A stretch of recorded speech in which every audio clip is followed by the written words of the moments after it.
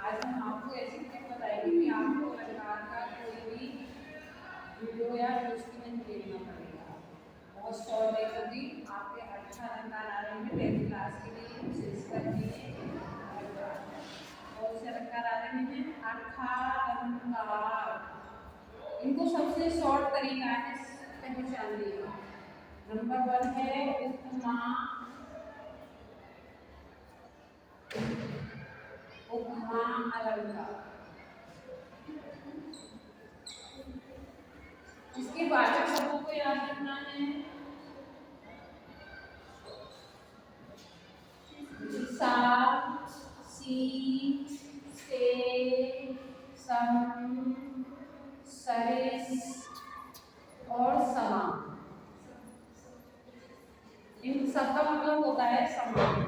यहाँ पर किसी साधक वस्तु की तुलना विशिष्ट वस्तु के गुणधर्मों से की जाती है, तो यहाँ पर उपमेय उपमान की समानता की जाती है, इसलिए इसको उपमा अलंकार कहते हैं। इसकी ये वाचक शब्दों को या वाचकों को याद रखना है, आपको बहुत इजी हो जाएगा। सेकंड नंबर है रूपक। रूपक अलंकार में उपमेय और उपमान में इतनी समानता हो जाती है कि व्यंजन का आरोप हो जाता है और दोनों को एक मान लिया जाता है। यहाँ पर रूपक अलंकार होता है। जैसे हरिपद चरण कमल बंधो, चरण कमल बंधो हरि राही।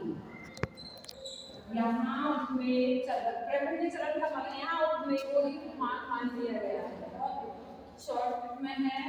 थर्ड नंबर है उत्प्रेक्षा। उत्प्रेक्षा अलंकार।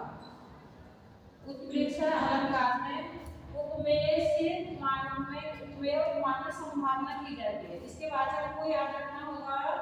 जनु, जन्मु, जानो, मानो, ज्यों। वाचक शब्दों से, वाचकों से पता चल जाएगा कि जिन काव्य पंक्तियों में जन्म, जानो, मनु, मानो ये वाचक होंगे, वहां यहाँ पता लग जाएगा कि ये उपमेय में उपमान की संभावना हो रही है। 4 नंबर आएगा मानवीकरण।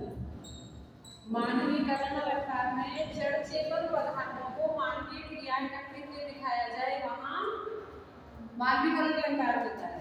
जैसे फूल हंसे, कलियां मुस्काई।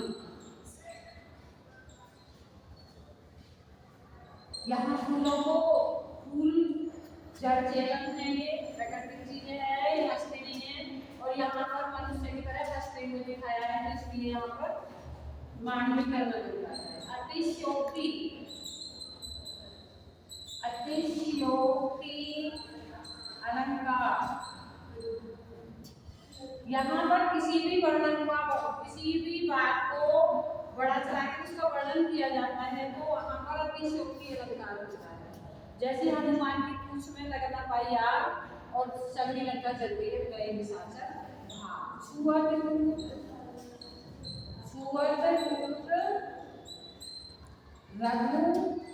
पतर मुने दोषु। यहाँ पर